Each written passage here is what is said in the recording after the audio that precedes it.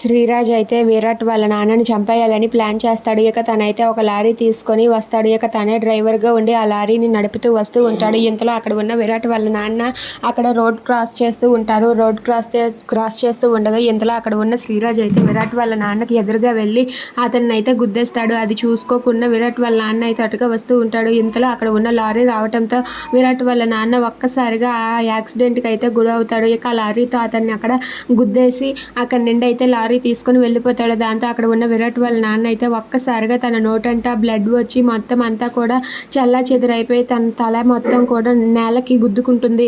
ఇక అతనైతే అక్కడే అలా స్పృహ కోల్పోయి పడిపోయి ఉంటాడు. ఇక అతను చనిపోయాడని అనుకొని అక్కడ ఉన్న శ్రీరాజ్ అయితే అక్కడి నుండి లారీ తీసుకొని వెళ్ళిపోతూ ఉంటాడు. ఇక అక్కడ ఉన్న విరాట్ వాళ్ళ నాన్న అయితే అక్కడే అలా స్పృహ కోల్పోయి చనిపోయి ఉంటాడు. ఇక అక్కడ ఉన్న చుట్టుపక్కల ఉన్న జనం అందరూ కూడా అది చూసి ఎవరికో ఏమో అయ్యింది, పదండి, చనిపోయినట్టుగా ఉన్నారని చెప్పి అందరూ కూడా పరుగులు తీస్తూ వస్తూ ఉంటారు. ఈ విషయం విరాట్కి తెలిస్తే ఏం జరుగుతుంది? Please subscribe.